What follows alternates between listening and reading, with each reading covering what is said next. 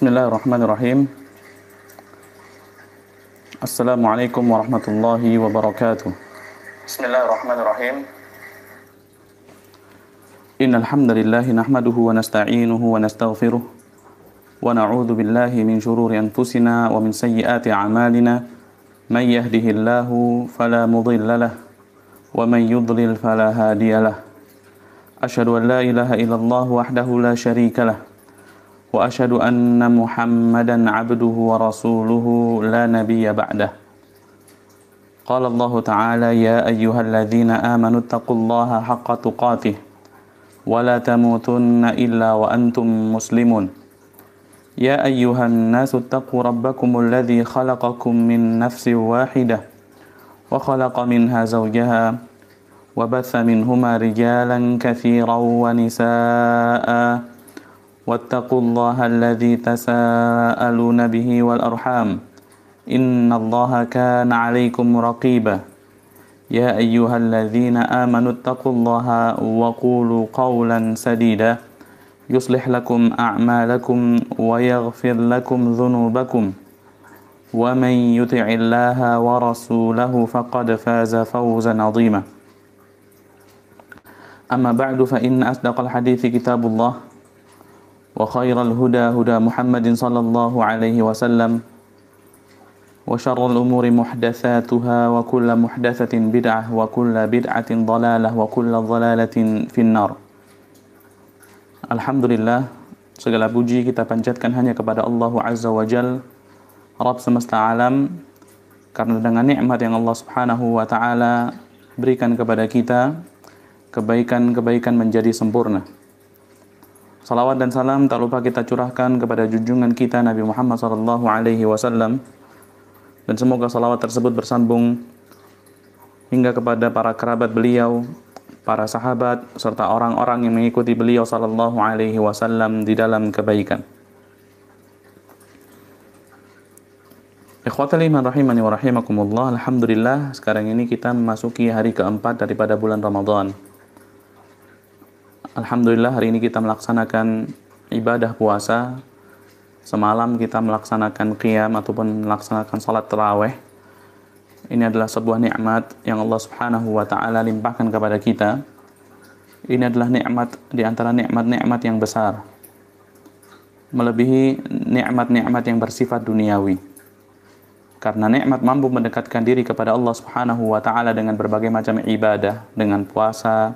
Mungkin sebagian di antara kita sekarang ini sedang membaca Al-Quran atau sedang melaksanakan zikir misalnya, atau melaksanakan salat duha, ya, maka ini merupakan nikmat-nikmat yang sangat agung, nikmat yang sangat besar, karena ini nikmat yang berkaitan dengan perkara akhirat kita.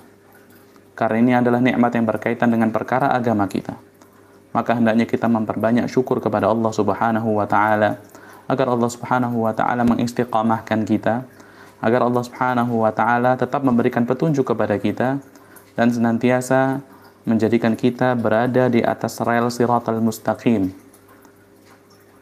Maka hendaknya kita perbaharui syukur kita kepada Allah Azza wa Jal.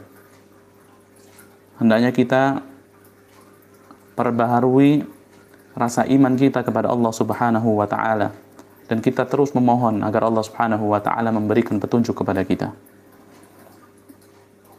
Ketika kita membahas perkara-perkara yang berkaitan dengan Ramadan, maka kita akan membahas yaitu perkara-perkara yang sangat istimewa. Karena segala sesuatu yang Allah Subhanahu wa Ta'ala jadikan di dalam bulan Ramadan, yaitu berupa keutamaan-keutamaan sangat tinggi, sangat besar nilainya di sisi Allah Subhanahu wa Ta'ala. Karena Allah Subhanahu wa Ta'ala memberikan keistimewaan kepada bulan Ramadan tidak sebagaimana Allah Subhanahu wa Ta'ala memberikan keistimewaan kepada bulan-bulan lainnya. Jadi bulan Ramadan ini Allah Subhanahu wa Ta'ala pilih. Allah Subhanahu wa Ta'ala jadikan bulan ini adalah bulan di mana hambanya akan Allah Subhanahu wa Ta'ala permudah untuk melaksanakan ketaatan kepadanya. Sebagaimana yang disampaikan Rasulullah SAW, ketika masuk Ramadan, maka suffidatis syayatin wa maradatul jin. Syaitan itu dibelenggu oleh Allah Subhanahu wa taala. Jin-jin yang jahat itu dibelenggu oleh Allah Azza wa Jal. Jadi mereka tidak mampu, tidak bisa menggoda anak Adam sebagaimana mereka menggoda anak Adam di selain bulan Ramadan. Kemudian wa futtihat abwabul jannah. Dibuka pintu-pintu surga yang berjumlah 8. Wa ghulliqat abwabun nar, ditutup pintu-pintu neraka. Falam yuftah minha bab. Semua pintu neraka oleh Allah Subhanahu wa taala ditutup, tidak ada satu pintu pun yang dibuka oleh Allah Subhanahu wa taala, yaitu pintu neraka yang berjumlah 7. Yang jumlahnya ada berapa? 7. Kemudian wa yunadi munadin. Setiap hari ada penyeru yang mengatakan ya baghiyal khairi aqbil. Wahai para pencari kebaikan, sambutlah bulan ini. Bergembiralah dengan datangnya bulan ini. Wa ya baghiyasy syarr, dan para pelaku keburukan, para pencari keburukan, aqsir, sudahilah keburukanmu tersebut. Walillahi utaqa, dan Allah Subhanahu wa taala memiliki rincian nama-nama orang yang akan dibebaskan daripada siksa api neraka. Wa dzalika kulla lailah, dan yang demikian itu terjadi setiap malam sepanjang hari bulan Ramadan. Jadi Allah Subhanahu wa taala berikan keistimewaan, kelebihan di dalam bulan Ramadan, kelebihan yang Allah Subhanahu wa taala tidak berikan kepada bulan-bulan yang lainnya. Makanya Ramadan itu disebut dengan Sayyidus Syuhur, penghulunya seluruh bulan. Sebagaimana kita mengenal Sayyidul Anbiya'i wal Mursalin, penghulunya seluruh nabi dan rasul, pemimpinnya seluruh nabi dan rasul, yaitu Nabi kita Muhammad sallallahu alaihi wasallam. Sebagaimana kita mengenal Sayyidul Malaikah, penghulunya ataupun pemimpinnya para malaikat, yaitu Jibril alaihi salam. Di sini juga bulan Ramadan disebut dengan Sayyidus Syuhur, yaitu pemimpinnya, penghulunya seluruh bulan. Karena Allah Subhanahu wa taala memilih pada bulan Ramadan, Allah Subhanahu wa taala menurunkan Al-Qur'an secara sempurna ya ke langit dunia. Allah Subhanahu wa taala memilih bulan Ramadan untuk menurunkan Al-Qur'an. Jumlatan kamilah ya. Satu Al-Quran dengan sempurna Allah Subhanahu wa taala turunkan ke langit dunia, yaitu pada bulan Ramadan. Sebagaimana Allah Subhanahu wa taala berfirman, inna anzalnahu fi lailatul qadar. Sesungguhnya kami menurunkan Al-Quran pada malam Lailatul Qadar. Dan kita mengetahui bahwasanya malam Lailatul Qadar itu berada di dalam bulan Ramadan. Jadi memang Allah Subhanahu wa taala ya terkadang menciptakan makhluknya, kemudian Allah Subhanahu wa ta'ala memberikan kelebihan kepada makhluknya tersebut melebihi makhluk-makhluknya yang lainnya. Allah katakan, Allahu yakhluqu ma yasha'u wa yakhtar. Allah Subhanahu wa ta'ala menciptakan segala sesuatu yang Allah kehendaki, dan Allah yang memilih. Di sini Allah Subhanahu wa ta'ala memilih bulan Ramadan untuk kemudian menurunkan Al-Quran di dalam bulan Ramadan. Syahrul Ramadan alladzi unzila fihi Al-Quran. Bulan Ramadan yang dimana Allah Subhanahu wa ta'ala menurunkan Al-Quran. Al-Quran itu diturunkan pada bulan Ramadan sebagai petunjuk bagi manusia. Ikhwatal iman rahimani wa rahimakumullah. Dan Rasulullah sallallahu alaihi wasallam pun mengistimewakan bulan tersebut. Rasulullah mengistimewakan bulan Ramadan, maka ketika datang bulan Ramadan, Rasulullah sallallahu alaihi wasallam akan bergegas mengabarkan kepada para sahabatnya. Maka Rasulullah mengatakan, qad ja'akum Ramadan, telah datang kepada kalian Ramadan, bulan Ramadan. Dengan perasaan gembira Rasulullah sallallahu alaihi wasallam ya sampaikan kabar kepada para sahabatnya agar para sahabat juga merasa gembira karena datangnya bulan yang penuh dengan ampunan.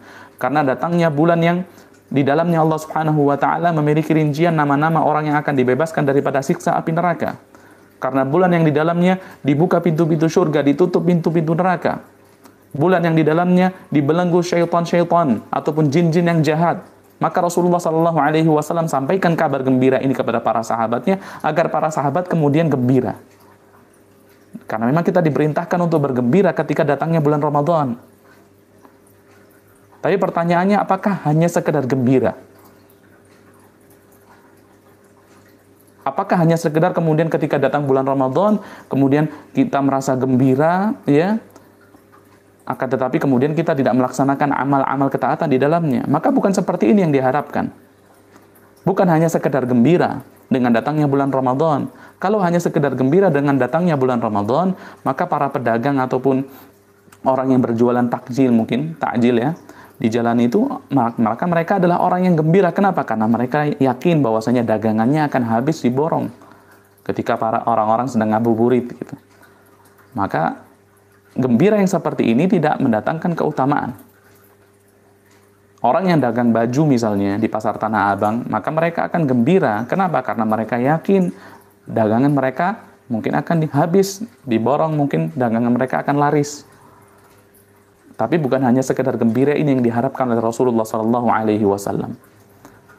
Yang dimaksud gembira di sini adalah gembira yang kemudian menjadikan seseorang bersemangat untuk melaksanakan ketaatan kepada Allah Subhanahu wa taala di bulan Ramadan. Maka Rasulullah sampaikan, qad ja'akum Ramadan, telah datang kepada kalian bulan Ramadan, syahrun mubarak, yaitu bulan yang penuh berkah. Rasulullah perintahkan agar sahabatnya memanfaatkan dengan benar bulan tersebut, memanfaatkan dengan semestinya bulan tersebut. Makanya kemudian Rasulullah SAW sampaikan apa yang harus dilakukan di dalam bulan Ramadan, apa yang harus dikejar, target apa yang harus dilakukan, dilaksanakan di dalam bulan Ramadan. Setelah Rasulullah katakan qad ja'akum Ramadan, syahrun mubarak, telah datang kepada kalian Ramadan, ya, bulan yang penuh berkah, Rasulullah kemudian mengatakan iftaradallahu alaikum siyamahu.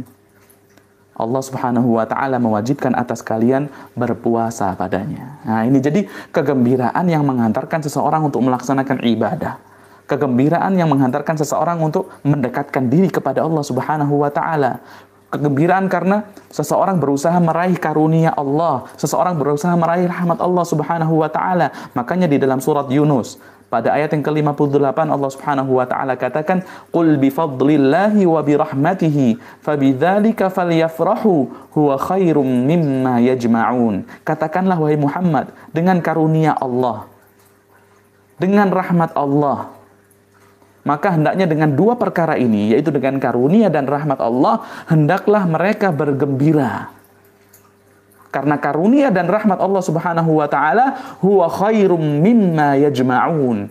Itu adalah lebih baik daripada apa yang mereka kumpulkan daripada perkara-perkara dunia. Jadi ketika seorang merasa gembira, maka Rasulullah SAW sampaikan apa yang harus antum lakukan, apa yang harus kita lakukan di dalam bulan Ramadan. Rasulullah sambung sabdanya dengan mengatakan, iftaradallahu alaikum siyamahu. Allah wajibkan kepada kalian melaksanakan puasa di dalamnya. Tuftahu fihi abwabul jannah. Dibuka pintu-pintu surga. Wa tughlaqu fihi abwabul jahim, ditutup pintu-pintu neraka. Wa tughallu fihi syayatin, ya, dibelenggu syaitan-syaitan. Fihi lailatun khairun min alfi syahr. Maka Rasulullah SAW sampaikan, di situ ada target yang antum harus penuhi. Di situ ada sesuatu yang antum harus bisa raih. Apa yang harus bisa kita raih?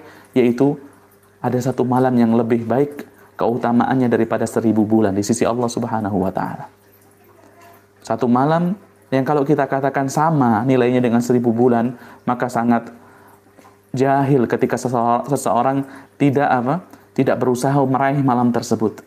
Kalau kita katakan satu malam yang nilainya sama dengan 1000 bulan, kemudian ada orang mengatakan, biasa saja, maka ini adalah orang yang paling rugi ketika mengatakan malam itu adalah malam yang biasa saja. Padahal itu dikatakan malam yang sama dengan 1000 bulan. Tapi Allah Subhanahu wa taala tidak katakan malam yang sama dengan 1000 bulan, namun Allah mengatakan malam yang lebih baik daripada 1000 bulan. Lailatul Qadri khairum min alfi syahr. Lailatul Qadar yaitu lebih baik daripada 1000 bulan, kurang lebih 83 tahun sekian bulan. Bayangin, 83 tahun sekian bulan. Maka ini adalah kesempatan kita. Kesempatan kita untuk kemudian meraih malam tersebut agar menjadi orang yang bahagia di sisi Allah Subhanahu wa taala.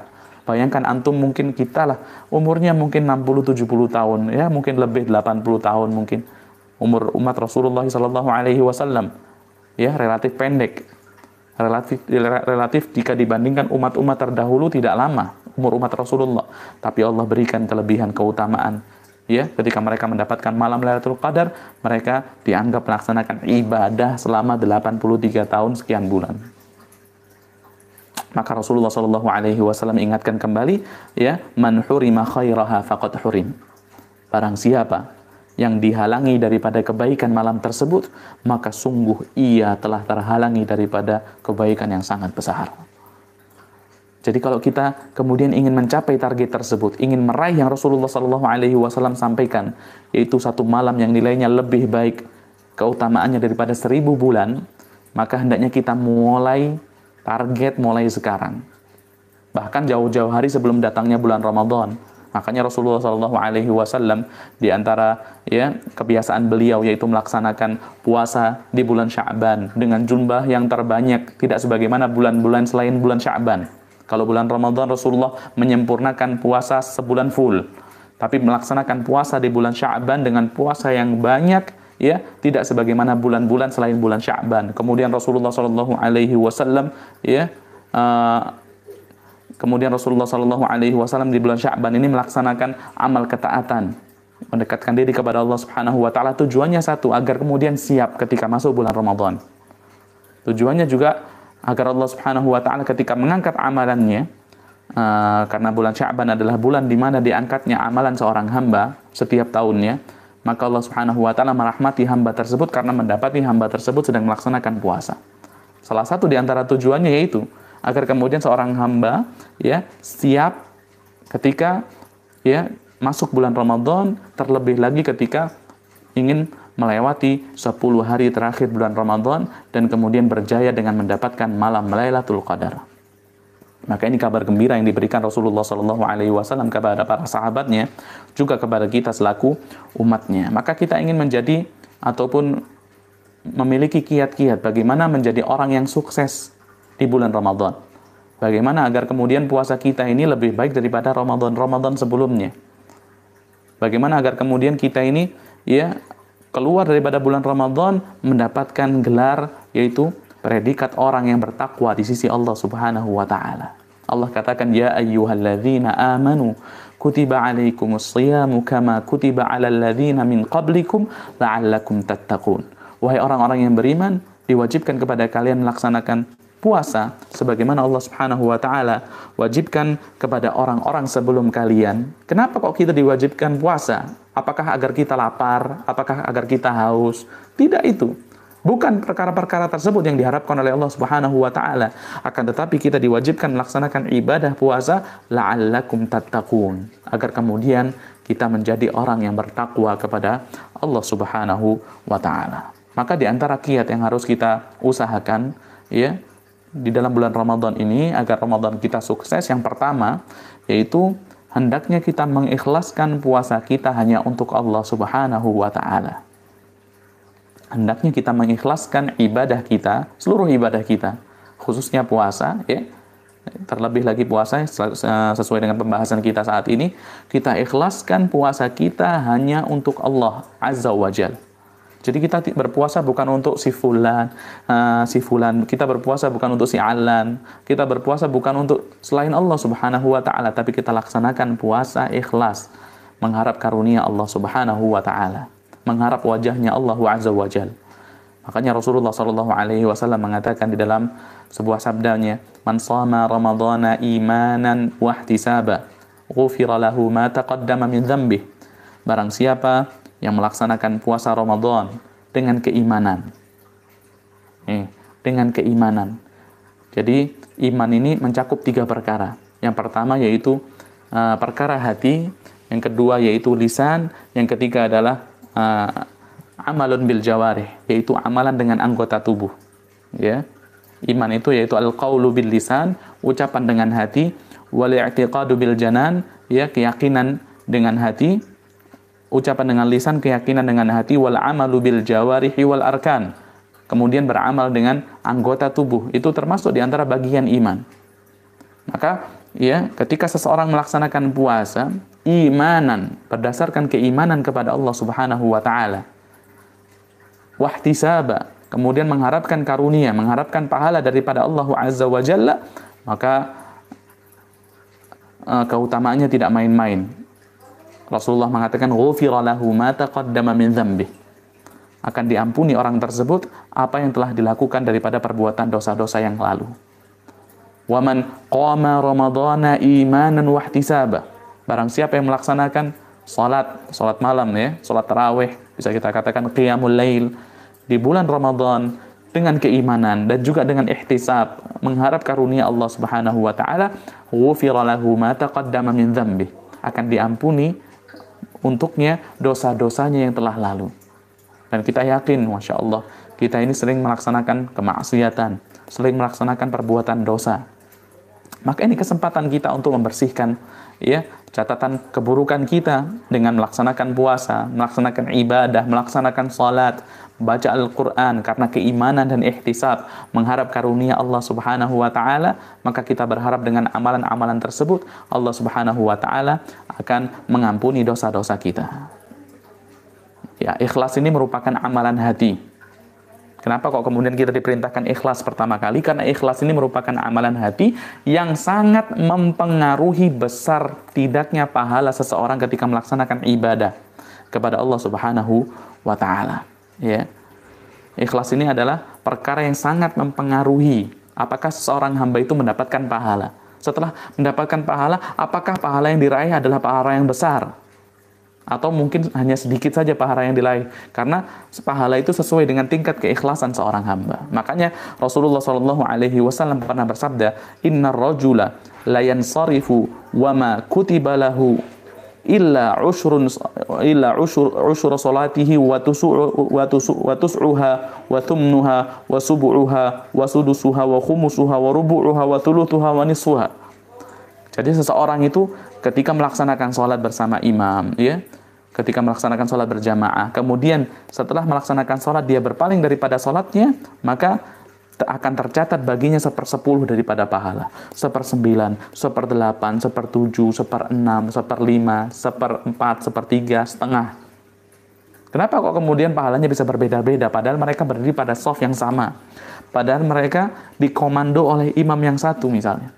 Kenapa kok kemudian pahalanya beda-beda? Si fulan dapat 1/10, si fulan dapat 1/9 misalnya, si fulan dapat 1/6, si fulan dapat setengah, Masya Allah. Maka yang membedakan adalah keikhlasannya. Yang membedakan adalah perkara keikhlasan. Semakin ikhlas seseorang ketika melaksanakan ibadah, semakin khusyuk ketika melaksanakan ibadah, maka semakin besar pahalanya di sisi Allah Subhanahu wa ta'ala. Maka puasa ini memiliki nilai ikhlas yang sangat tinggi. Ketika seseorang melaksanakan ibadah puasa, harus memiliki nilai ikhlas yang sangat tinggi. Ya. Maka Allah Subhanahu wa ta'ala telah jelaskan tentang pahala puasa. Ya, sebagaimana yang disabdakan oleh Rasulullah sallallahu alaihi wasallam daripada hadis yang diriwayatkan oleh Abu Hurairah radhiyallahu anhu. Beliau berkata, bersabda Rasulullah sallallahu alaihi wasallam, "Kullu 'amali ibni Adam yudha'aful hasanatu 'ashru amsalha ila 700 dhi'fin." Seluruh amalan anak Adam itu Allah Subhanahu wa taala bisa lipatkan ya kebaikannya ya menjadi 10 kali lipat sampai menjadi 700 kali lipat. 700 kali lipat. Qala Allah azza wa jalla, maka Allah berkata illa shaum, kecuali puasa. Kecuali puasa Allah Subhanahu wa taala akan bedakan, memberikan pahalanya itu dibedakan dengan ibadah-ibadah yang lainnya. Illa shaum fa innahu li wa ana ajzi bih. Kecuali puasa. Karena puasa itu untukku, kata Allah Subhanahu wa taala, dan aku yang akan mengganjar orang tersebut. Ya, yada'u syahwatahu wa ta'amahu min ajli. Kenapa? Karena dia meninggalkan syahwatnya. Karena dia meninggalkan makan dan minumnya min ajli, kata Allah. Karena aku ikhlas. Jadi kenapa kok orang yang berpuasa itu mendapatkan pahala yang hanya Allah mengetahui jumlah pahala tersebut? Ya, karena orang itu melaksanakan ibadah puasa, menahan syahwatnya, tidak makan, tidak minum, tidak mendekati keluarganya, misalnya tidak menggauli istrinya, pasangannya, di siang hari bulan Ramadan, itu dia lakukan semua karena aku, kata Allah. Min ajli, karena aku. Min ajli, kata Allah. Syaratnya harus karena Allah Subhanahu wa taala.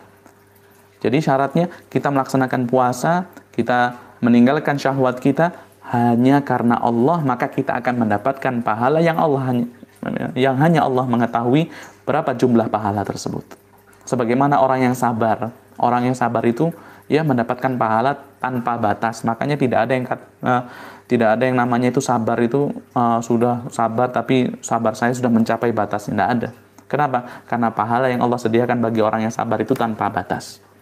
Innama yuwaffas sabiruna ajrahum bighairi hisab.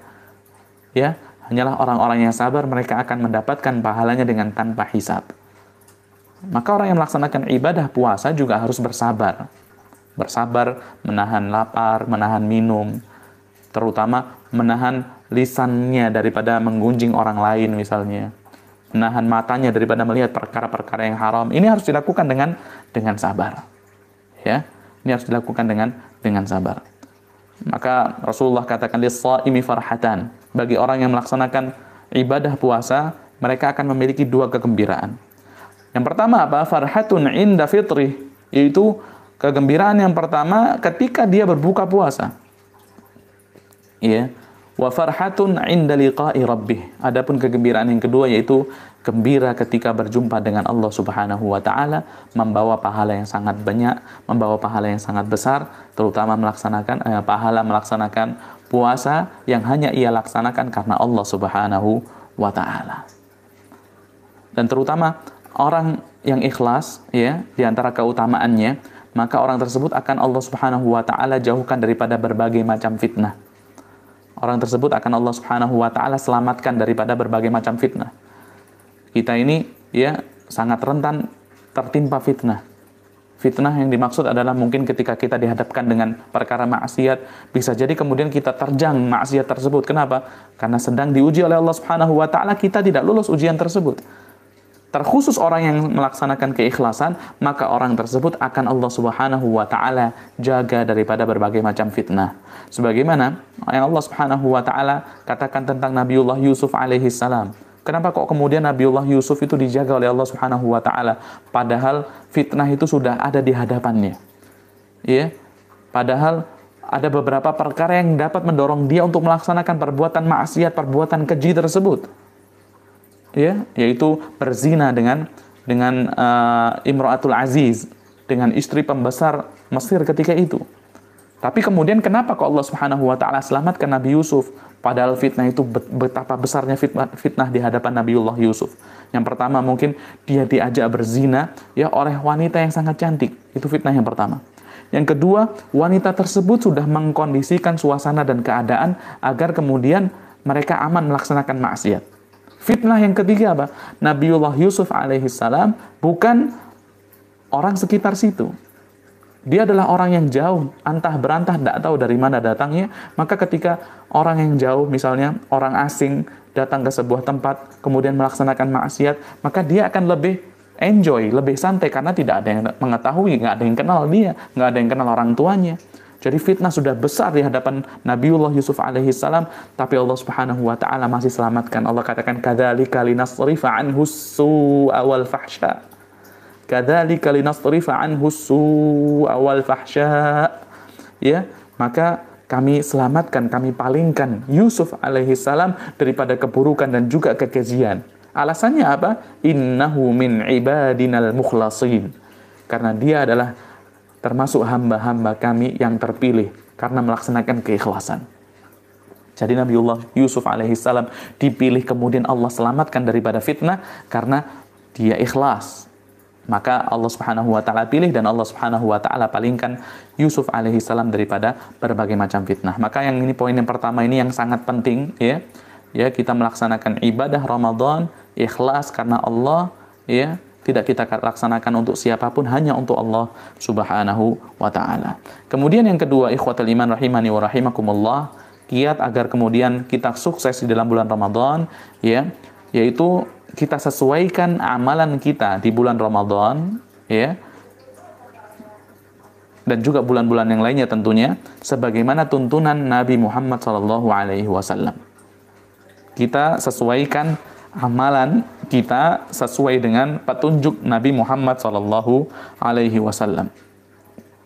Ya, kita lihat apa yang kemudian diajarkan Rasul kita, petunjuk apa yang kemudian Rasulullah SAW sampaikan kepada kita. Sebagaimana kita diperintahkan untuk melaksanakan sholat, seperti salatnya Rasulullah sallallahu alaihi wasallam. Rasulullah katakan, "Shallu kama raaitumuni usalli."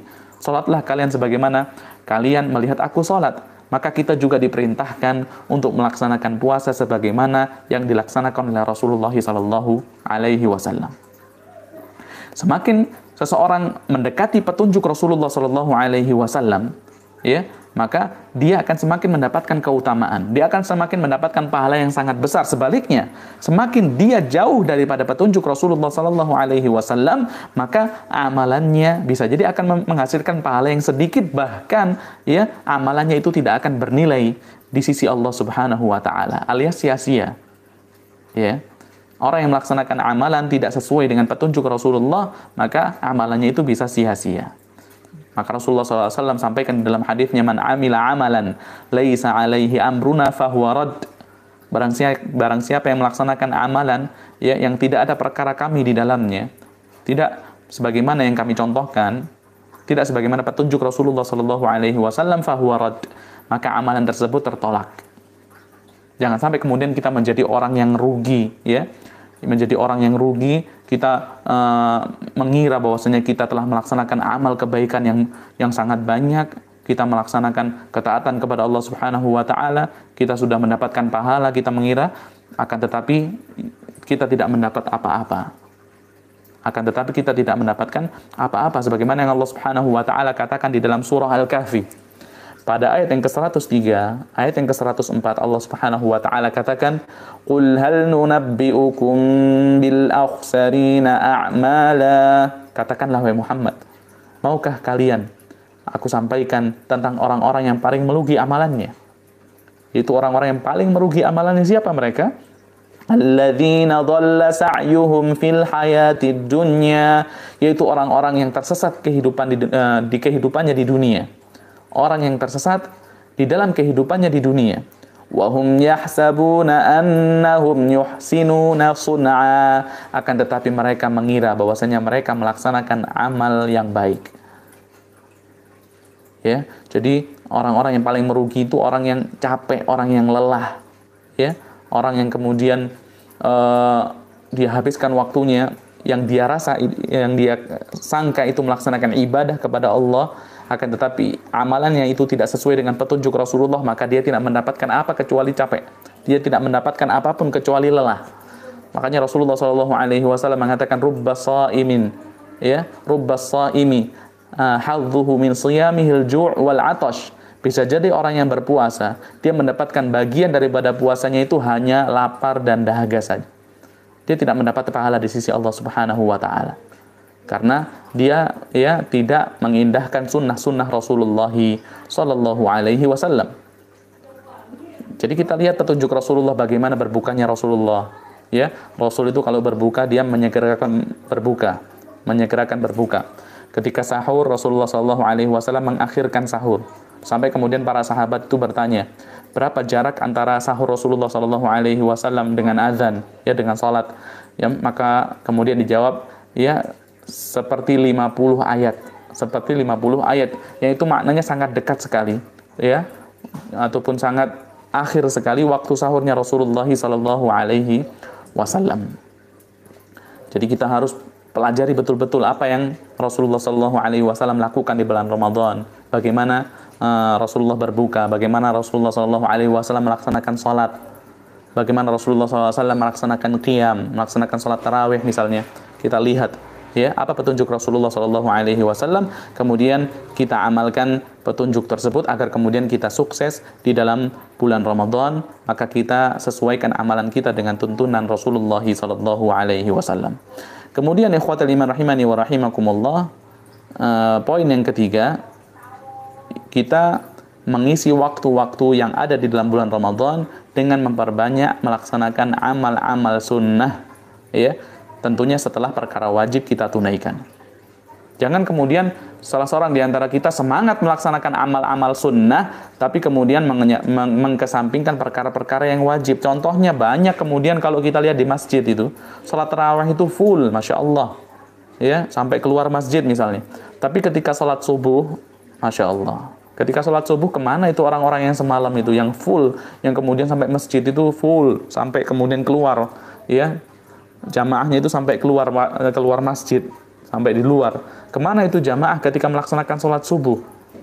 Jadi mereka kalau sholat subuh mereka pikir ya sholat subuh. Mereka tidak datang untuk melaksanakan sholat subuh, tapi mereka begitu semangat untuk melaksanakan sholat tarawih. Padahal sholat tarawih itu sunnah untuk dilaksanakan berjamaah. Ya, kalaulah kita dipaksa untuk milih mau sholat subuh berjamaah atau sholat tarawih berjamaah, maka tentulah orang yang berakal, maka tentulah dia akan memilih untuk melaksanakan sholat subuh berjamaah kalau disuruh milih misalnya karena prokes ya. Mungkin pemerintah memberikan kebijakan yang sudah datang sholat subuh tidak boleh datang sholat tarawih. Nah, yang sudah datang sholat tarawih nggak boleh datang sholat subuh. Maka orang yang berakal, orang yang melaksanakan tuntunan Rasulullah SAW, pasti dia akan lebih milih sholat subuh berjamaah ya ketimbang melaksanakan sholat tarawih berjamaah. Ini enggaknya dibalik. Banyak orang yang semangat tarawihnya, ya semangat perkara-perkara sunnahnya, akan tetapi dia mengkesampingkan perkara-perkara yang wajib. Setelah perkara yang wajib kita laksanakan, maka kita isi waktu-waktu kita dengan melaksanakan perkara-perkara yang sunnah. Contohnya perkara sunnah yang bisa kita laksanakan ya, perkara yang baik, yaitu yang pertama tentulah ya amal yang afdol untuk dilakukan di dalam bulan Ramadan, yaitu memperbanyak membaca Al-Quran, memperbanyak melaksanakan tilawatul Quran, membaca Al-Quran ya, karena di dalam sebuah hadis ya, puasa dan Al-Quran itu akan datang di hari kiamat memberikan syafaat kepada pelakunya, kepada orang yang melaksanakan puasa dan membaca Al-Quran. Puasa akan kemudian mengatakan kepada Allah Subhanahu wa taala, mana'tuhu ya al-akla, ya Allah, aku melarang dia untuk makan, untuk minum di siang hari bulan Ramadan. Fasyafi'ni fi, ya Allah, izinkan aku untuk memberikan syafaat kepadanya. Kemudian Al-Quran juga akan berkata, mana'tuhun nauma bil-lail, ya Allah, aku telah menghalangi orang tersebut untuk tidur di malam hari. Dia baca aku di malam hari, dia tidak tidur, misalnya dia sedikitkan waktu untuk tidurnya, tapi dia sibuk membaca aku di malam hari, ya Allah, ya fasyafi'ni fi, maka izinkanlah aku untuk memberikan syafaat kepada orang tersebut. Maka Allah Subhanahu wa taala izinkan puasa dan Al-Qur'an untuk memberikan syafaat kepada para pelakunya. Dikatakan di dalam hadis tersebut fayashfa'an, maka kedua perkara ini memberikan syafaat. Maka kita perbanyak untuk membaca Al-Qur'an di bulan Ramadan ini ya. Antum kemana aja bawa Al-Quran. Kalau enggak ya mungkin HP, handphone ini diisi aplikasi Al-Quran, tapi dibuka aplikasinya. Bukan HP itu isinya aplikasi Al-Quran, tapi yang dibuka itu WhatsApp, yang dibuka Facebook, yang dibuka YouTube ya. Subhanallah, ini handphone ini paling banyak menyita waktu kita, handphone. Di dalam bulan Ramadan ini paling banyak kemudian melalaikan kita daripada membaca Al-Quran. Banyak orang yang kemudian habis waktunya dengan handphone. Kalau Khalid bin Walid ya, di dalam satu riwayat, di masa tuanya Khalid ini memegang mushaf ya, di masa tuanya tangannya ketika itu dalam kondisi bergetar karena mungkin sudah tua dimakan usia. Kemudian matanya sudah mulai rabun Khalid. Kemudian Khalid itu mengatakan dengan memegang Al-Qur'an, memegang mushaf, dia mengatakan syaghalana ankal jihad. Ya, kita itu terlalaikan daripada membacamu ketika muda mungkin dahulu karena sibuk melaksanakan jihad. Itu Khalid bin Walid ya, dia nggak bisa baca Al-Quran mungkin di masa mudanya, di waktu-waktu yang lalu. Kenapa? Karena sibuk melaksanakan jihad. Nggak bisa baca Al-Quran karena sibuk melaksanakan ibadah yang lain, yang bisa jadi ibadah tersebut adalah ibadah yang paling afdol untuk dia laksanakan, karena dia adalah seorang panglima yang dibutuhkan di medan perang untuk kemudian melaksanakan futuhat, pembebasan, pembukaan daerah. Khalid bin Walid, jadi di masa tuanya dia dalam kondisi bergetar tangannya, ya, matanya dalam kondisi rabun, dia mengatakan syaghalana ankal jihad. Kita itu tersibukkan daripada membacamu karena jihad. Lah kita kalau zaman sekarang, apa yang kita laksanakan? Apa yang kita katakan kepada Al-Qur'an? Mungkin sebagian di antara kita mengatakan syaghalana ankal jihaz. Kita telah tersibukkan daripada engkau wahai Al-Qur'an karena jihaz, bukan jihad. Kalau jihad dengan dal, kalau jihaz itu handphone bisa, tab bisa, ya, laptop bisa, komputer bisa. Jadi banyak di antara kita yang tersibukkan daripada Al-Qur'an dengan perkara-perkara tersebut. TV juga bisa. Subhanallah. Jadi seakan-akan musuh-musuh Islam itu melaksanakan konspirasi bagaimana kemudian kalaulah orang muslim berpuasa di bulan Ramadan, ya udah minimal mereka mendapatkan pahala yang nggak maksimal. Ya. Paling nggak mereka mendapatkan pahala yang tidak banyak. Caranya gimana? Ya udah bikin habis waktu mereka. Siarkan itu tayangan-tayangan yang tidak bermanfaat. Siarkan itu tayangan-tayangan yang mengumbar aib. Siarkan itu tayangan-tayangan yang mengumbar aurat. Dengan harapan apa? Agar orang yang berpuasa, ya mereka kemudian tidak mendapatkan pahala daripada ibadah puasanya. Dan anehnya kebanyakan di antara kaum muslimin, ya cocok dengan tayangan-tayangan tersebut. Sahurnya ditemani tayangan tersebut. Buka puasanya ditemani juga dengan tayangan tersebut. Bangun tidur mungkin jam 10, ya.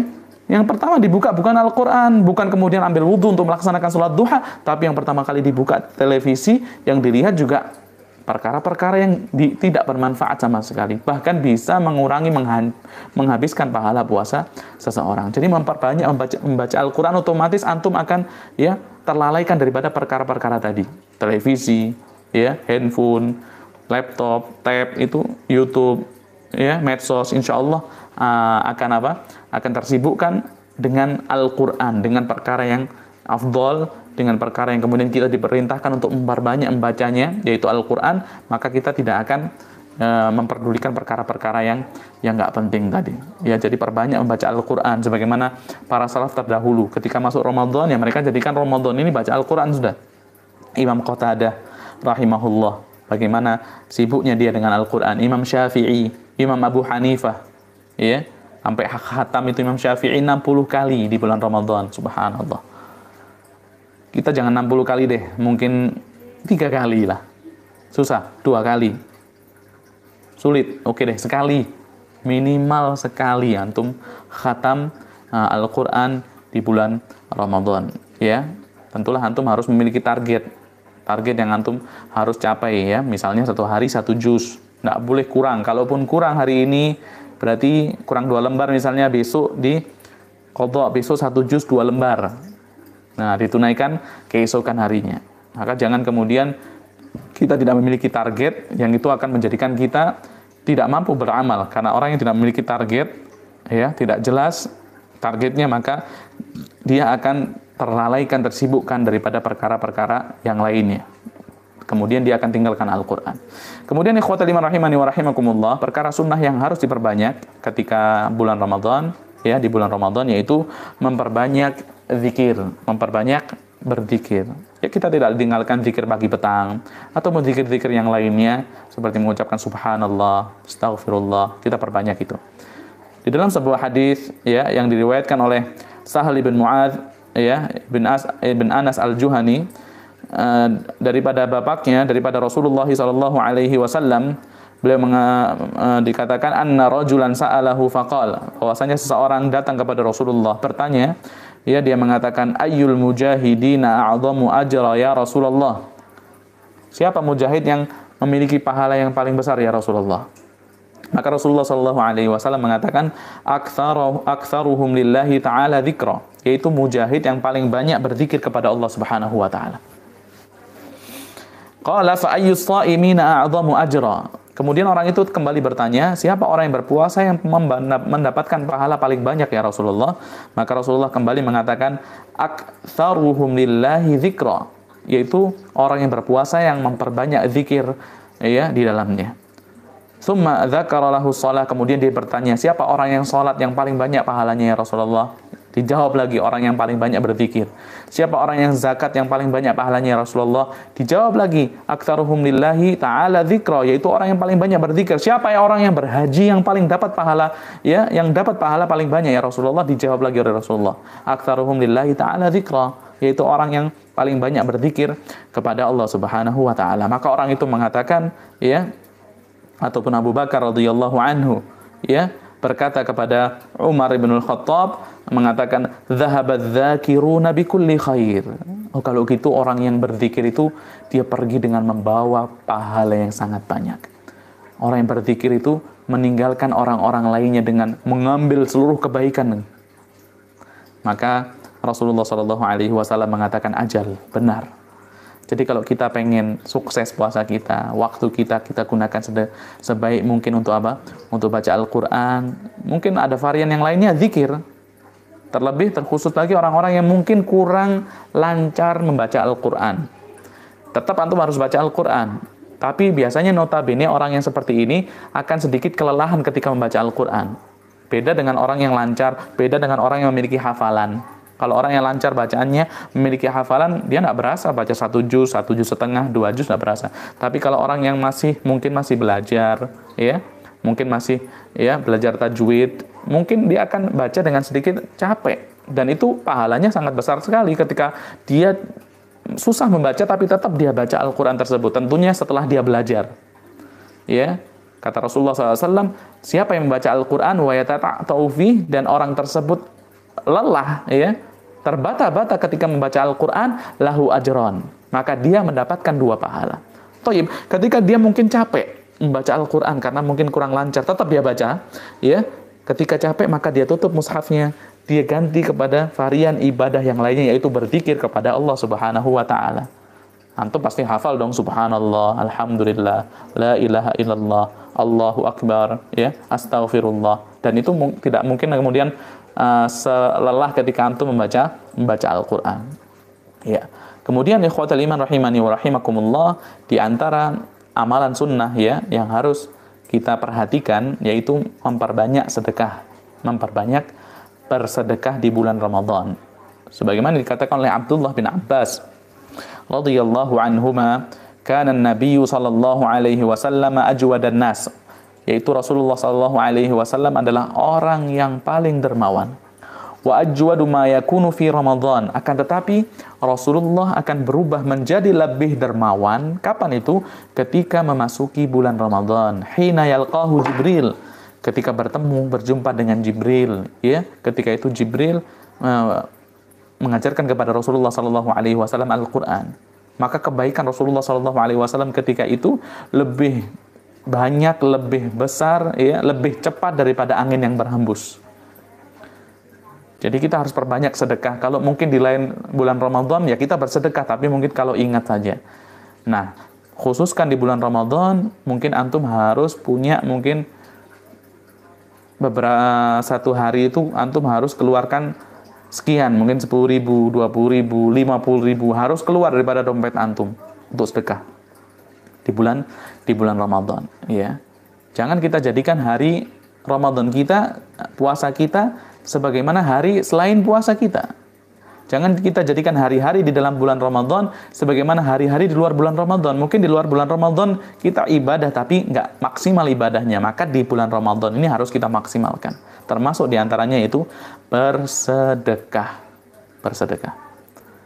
Kemudian ikhwatal iman rahimani wa rahimakumullah, yang keempat, yang terakhir, ya, perkara apa yang harus kita perhatikan agar kita meraih kesuksesan di dalam bulan Ramadan, yaitu tinggalkan perkara-perkara yang melalaikan. Tinggalkan perkara-perkara yang melalaikan. Di antaranya perkara yang melalaikan yaitu begadang di malam hari Ramadan. Dan ini sudah menjadi kebiasaan, bisa jadi menjadi kebiasaan kaum muslimin. Kalau Ramadan ya udah begadang. Padahal ini perkara yang salah, perkara yang, ya, sangat jauh daripada petunjuk Rasulullah. Rasul itu kalau setelah Isya itu nggak mau ngobrol Rasulullah. Kalau orang zaman sekarang, subhanallah, antum mungkin orang zaman sekarang persiapannya masuk bulan Ramadan itu ya macam-macam. Ada yang pakai biskuit, beli sirup, mungkin beli makanan-makanan persiapan Ramadan. Ada juga orang yang persiapan Ramadannya itu apa? Masuk toko sport, toko olahraga, dia beli papan karambol. Kalau ditanya untuk apa ini, bol? Persiapan Ramadan, Ustaz. Masya Allah, persiapan Ramadan buat main di malam hari. Ya, dia habiskan waktu untuk begadang dengan perkara yang melalaikan lagi, bukan baca Al-Qur'an, bukan dengan kemudian berzikir, ya, tapi dia habiskan malamnya untuk perkara yang sia-sia, ya. Kemudian ngobrol sampai pagi hari. Dan orang yang begadang di malam hari bulan Ramadan, maka dia akan melaksanakan 3 kesalahan, pasti itu, ya. Akan mengalami 3 kerugian, ini pasti. Yang pertama, kerugian yang pertama, orang yang begadang di malam hari Ramadan, dia akan malas ibadah di siang ataupun di pagi harinya. Di pagi harinya dia habiskan untuk tidur. Kemudian dia katakan naumus shaimi ibadatun, kan tidurnya orang puasa ibadah. wa sumtuhu tasbih, diamnya itu tasbih, wa du'auhu mustajab, doanya itu mustajab, ya. Kemudian wa amaluhu mudha'af, amalannya itu dilipat gandakan. Ini adalah hadis yang dhaif sebagaimana disampaikan oleh Syekh Al-Albani rahimahullah. Ini hadis yang dhaif, tidak boleh kita membangun amalan kita berdasarkan hadis yang dhaif. Tidurnya orang puasa ibadah kalau tidurnya itu diniatkan setelah bangun tidur dia ibadah. Itu bisa jadi tidurnya dinilai ibadah. Jadi belum tentu tidurnya orang puasa itu ibadah kalau tidurnya itu hanya untuk sekedar tidak berasa puasanya. Misalnya habis subuh tidur sampai jam 2:30, bangun sholat zuhur, sholat asar, tidur lagi sampai maghrib. Ini tidur tidak mendapatkan pahala. Tapi tidurnya antum mungkin setelah subuh, setelah zikir pagi, setelah baca Al-Quran, antum tidur dengan niat nanti bangun jam 9, sholat duha, baca Al-Quran lagi sampai zuhur, tidurnya antum dinilai ibadah ketika itu. Jadi belum tentu tidurnya orang puasa itu ibadah. Tidak semua tidurnya orang puasa itu ibadah. Dan orang yang begadang di malam hari itu pasti di pagi harinya itu akan ngantuk. Dia nggak mampu ibadah, nggak mampu baca Al-Quran, nggak mampu sholat duha. Bahkan kerja aja malas. Kenapa? Karena malamnya dihabiskan untuk begadang. Kemudian kerugian, kesalahan kedua yang akan dialami orang yang begadang di malam hari bulan Ramadan, yaitu apa? Ini yang sering terjadi, dia akan mendahulukan waktu sahur. Misalnya dia begadang jam 1 sampai jam 2, mulai ngantuk 2:30 itu mulai ngantuk. Ya, maka akan timbul di pikiran orang tersebut, kalau saya tidur sekarang takutnya nanti bangun lewat subuh nggak bisa sahur, ya udah sahur jam 2. Ini mukhalif, ini adalah apa? Ini adalah perkara yang menyelisihi daripada sunnah Rasulullah SAW. Dia percepat sahurnya karena khawatir tertidur nggak bisa sahur di akhir waktu. Maka dia percepat waktu sahurnya, maka ini adalah kesalahan yang kedua. Dan kesalahan yang ketiga, dan ini adalah kesalahan yang paling fatal, yaitu orang yang begadang, apa kesalahannya? Yaitu orang tersebut bisa jadi akan terlewat melaksanakan sholat subuh secara berjamaah. Kalau dia laki-laki di masjid, dia nggak melaksanakan sholat di masjid. Bisa jadi dia bangun jam 6, bisa jadi kemudian dia bangun jam 7, jam 8. Kenapa? Mau begadang malamnya. Ya, jadi itu beberapa kerugian yang akan dialami orang yang melaksanakan begadang di malam hari bulan Ramadan. Kemudian di antara perkara ya yang hendaknya kita kurangi, yaitu banyak ngobrol yang sia-sia. Antum harus mulai pilih teman siapa yang antum bisa duduk dengan dia, siapa yang antum nggak boleh duduk dengan dia. Kenapa? Karena bisa jadi ketika kita duduk dengan si fulan yang nggak baik orangnya, yang suka ngomongin orang, kita akan ikut ngomongin orang. Maka pahala kita akan habis, ya. Pahala kita akan habis. Kenapa? Karena kita ngomongin orang, ngomongin keburukan orang. Maka kalau puasa itu jangan sekedar puasa menahan lapar, nggak minum, nggak deketin istri. Bukan hanya itu puasa. Tapi ada juga perkara-perkara yang bisa merusak pahala puasa kita. Dan itu harus kita perhatikan juga. Bukan hanya perkara-perkara yang membatalkan saja yang kita bahas tadi. Nggak makan, nggak minum, ya makan, minum, dan menggauli istri, perkara yang membatalkan puasa. Tapi di sini juga ada perkara-perkara yang dapat mengurangi, bahkan menghabiskan pahala seseorang yang melaksanakan puasa. Di antaranya itu ghibah, ya. Di antaranya itu berkata dusta. Orang kalau sudah banyak ngomong, banyak ngobrol, itu bisa jadi kemudian dia akan banyak berdusta. Bisa jadi mungkin 10 menit ketika ngomong benar dia. Mulai menit 11 sampai selesai udah dusta di sini. Nanti sendau gurau, ya. Nanti dia bikin lelucon-lelucon. Apalagi kalau leluconnya itu dibumbuin dengan perkara-perkara yang dusta. Pasti itu. Orang yang bikin bercandaan, biasanya bercandaannya itu mayoritas perkara-perkara yang dusta, perkara-perkara yang bohong. Hanya sekedar untuk menjadikan orang itu ketawa, hanya sekedar untuk kemudian mendapat simpati orang yang mendengarnya. Padahal Rasulullah SAW mengatakan, ya, aku menjamin rumah, ya, di tengah surga bagi siapa? Bagi orang yang meninggalkan perkataan-perkataan dusta walaupun dia sedang bercanda. Nah, jadi orang yang banyak ngobrol itu pasti nanti banyak ngomongin orang, pasti nanti berdusta, ya.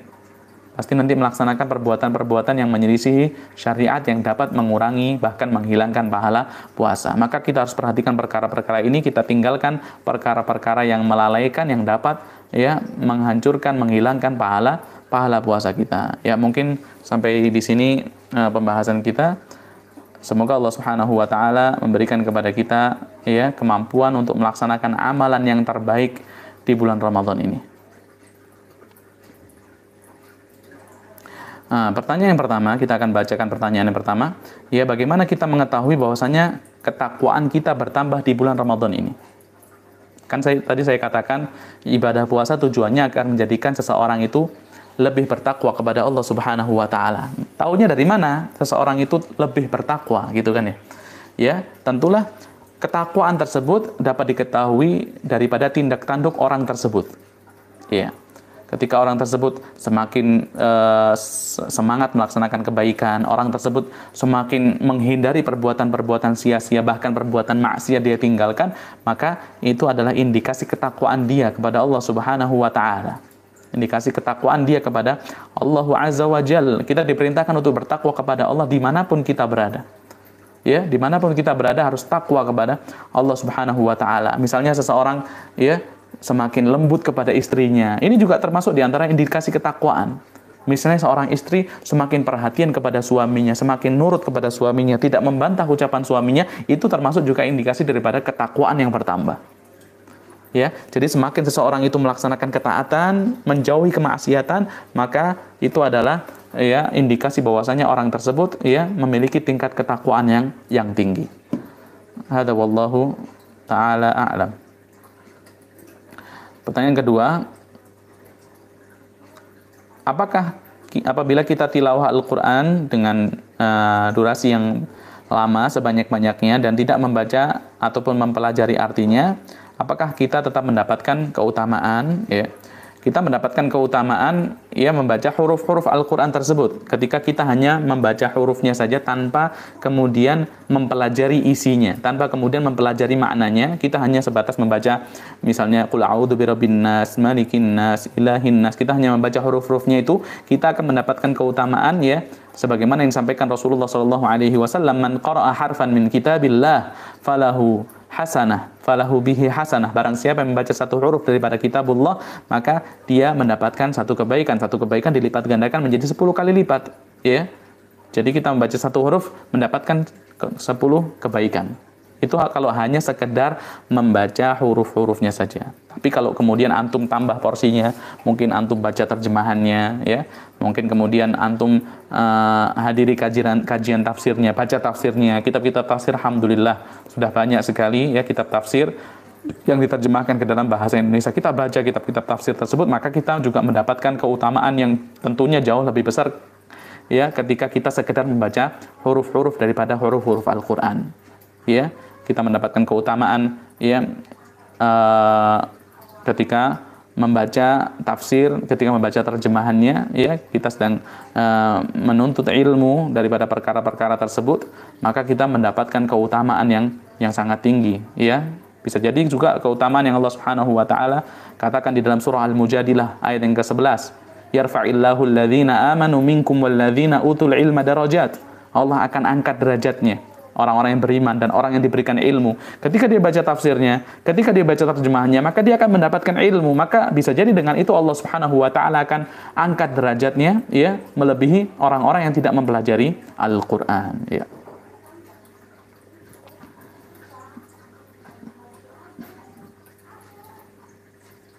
Bagaimana dengan orang yang berpuasa Ramadan tapi sengaja melaksanakan ataupun meninggalkan sholat fardu? Ini sengaja dia meninggalkan sholat fardu, ya. Bisa jadi sengaja tidak mau mendatangi sholat fardu, dia hanya laksanakan di rumah saja, ya. Bisa jadi juga dia kemudian memang nggak mau melaksanakan sholat, ya. Ya, jadi ini adalah perkara yang salah, perkara yang tidak tepat. Ya, kalau dia hanya malas saja, hanya sekedar malas saja, ya, hanya sekedar malas untuk mendatangi sholat di masjid, untuk sholat bersama kaum muslimin, sholat berjamaah, maka orang tersebut puasanya sah saja, ya, sah.